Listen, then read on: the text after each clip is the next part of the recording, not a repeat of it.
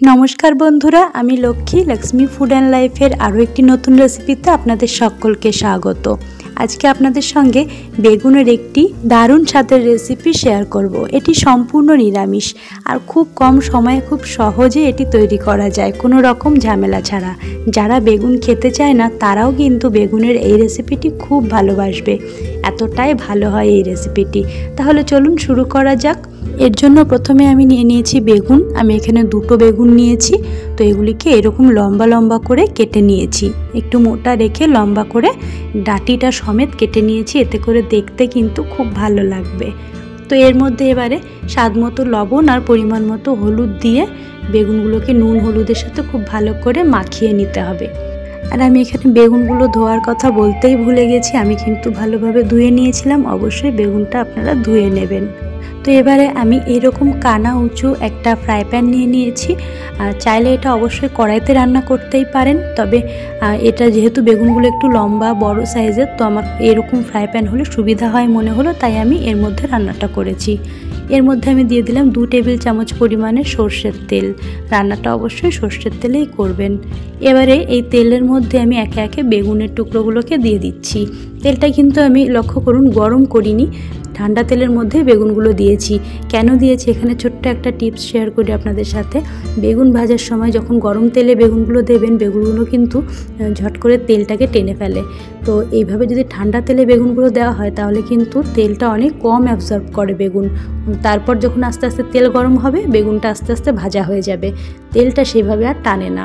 আপনারা একবার দিয়ে দেখবেন, এরকম ঠান্ডা তেলে বেগুনটা ভেজে দেখবেন। গরম তেলের মধ্যে বেগুন দিলে কিন্তু তাড়াতাড়ি তেলটাকে টেনে নেয় আর অনেকটা তেল লাগে বেগুন ভাজতে। সেক্ষেত্রে ঠান্ডা তেলে অবশ্যই একবার দেখবেন ভেজে, আপনারা নিজেরাই বুঝতে পারবেন কতটা তেল কম টানে। তো এই বেগুনগুলোকে এভাবে উল্টে পাল্টে খুব ভালোভাবে রং ধরিয়ে ভেজে নেব। আর বন্ধুরা আজকেও বলছি ভয়েসের জন্য সরি, হয়তো জায়গায় জায়গায় আপনারা বুঝতে পারবেন না, আমার গলার অবস্থা সত্যিই খুব খারাপ, কথা বলতে কষ্ট হচ্ছে। তো যতটুকু পারলাম চেষ্টা করলাম আমি বোঝানোর, আপনারা প্লিজ একটু অ্যাডজাস্ট করে নেবেন। দেখুন এভাবে বেগুনগুলোকে ভেজে নিয়েছি, লাল করে ভেজে এগুলিকে তুলে নিচ্ছি আলাদা করে। এবারে এই ফ্রাই প্যানের মধ্যে যে তেলটুকু আছে তার মধ্যে আমি রান্নাটা করব, আর কোনো তেল আমি দিচ্ছি না এতে। এর মধ্যে দিয়ে দিলাম দারচিনির টুকরো একটা, আর দিয়ে দিচ্ছি একটা শুকনো লঙ্কা। ব্যাস, ফোড়নে আর কিছু দেব না। এবারে এর মধ্যে দিয়ে দেবো টমেটো বাটা। আমি এখানে মিডিয়াম সাইজের একটা টমেটো বেটে নিয়েছি, সেটা এর মধ্যে দিয়ে দিলাম। এবার এই টমেটোটাকে তেলের সাথে একটু নেড়েচেড়ে ভেজে নেব।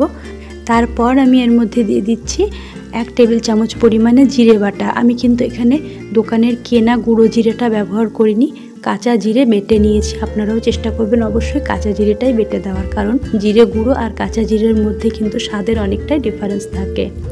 এবারে দিয়ে দিচ্ছি আমি আদা। এখানে আদাটাকে আমি গ্রেট করে নিয়েছি, আপনারা চাইলে বেটেও দিতে পারেন। 1 ইঞ্চি মতো আদা গ্রেট করে দিয়ে দিলাম। আর দিচ্ছি গ্রেভির স্বাদ অনুযায়ী লবণ, আর দিচ্ছি পরিমাণ মতো হলুদ। এবারে এখানে দিয়ে দিচ্ছি পোস্ত বাটা। পোস্ত বাটা আমি এখানে বড় চামচে 3 চামচ ব্যবহার করেছি। 3 চামচ পোস্ত বাটা দিয়ে দিলাম। এবার দিলাম কাঁচা লঙ্কা 5-6টা দিয়েছি, কাঁচা লঙ্কাটাকে চিড়ে দিয়েছি মাঝখান থেকে। তো ঝালটা অবশ্যই আপনারা আপনাদের পরিমাণ মতো দেবেন। এবারে সমস্ত উপকরণগুলো একসঙ্গে মিশিয়ে ভেজে নিতে হবে। মোটামুটি গ্যাসের ফ্লেম মিডিয়ামে রেখে এই মশলাটাকে আমি 5 থেকে 7 মিনিট পর্যন্ত ভেজে নিয়েছিলাম। আচ্ছা বন্ধুরা, এখানে বলে রাখি, যারা রেসিপিটি দেখছেন যদি ভালো লাগে প্লিজ একটা লাইক করবেন। আপনাদের একটা লাইকে আমার আরও অন্যান্য নতুন রেসিপি নিয়ে আসার উৎসাহটা কিন্তু অনেকটা বাড়িয়ে দিতে পারে।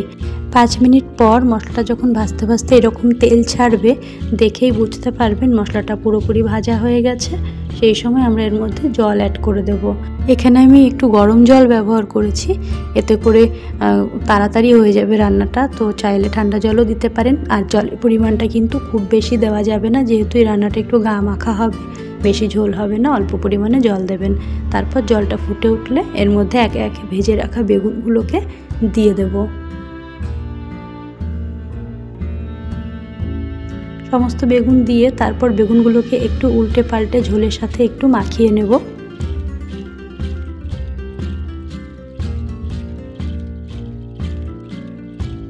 তারপর এর ওপর থেকে কিছুটা ধনেপাতা কুচি ছড়িয়ে দিচ্ছি। ব্যাস, এতে কিন্তু আর কোনো মশলা দেওয়ার নেই। এবারে ওপর থেকে ঢাকনা দিয়ে মিডিয়াম ফ্লেমে 5 মিনিট মতো এভাবেই রান্না করে নেব। 5 মিনিট পর ঢাকনা খুলে দেখাচ্ছি, দেখুন এক্সট্রা জলটা কিন্তু টেনে গেছে, গা মাখা হয়ে এসেছে এটি, আর উপর থেকে তেল ভেসে উঠেছে। এই সময় দেখে বুঝতেই পারছেন রান্নাটা কিন্তু কমপ্লিট হয়ে গেছে। আপনারা যদি চান একেবারেই গা মাখা করে ফেলবেন, মোটেই কোনো রকম গ্রেভি রাখবেন না, সেক্ষেত্রে কিন্তু আরও কিছুটা টানিয়ে নিতে পারেন। তো আমি এরকমই নাবাচ্ছি, কারণ ঠান্ডা হলে এটি এমনিতেই আরেকটু শুকিয়ে যাবে।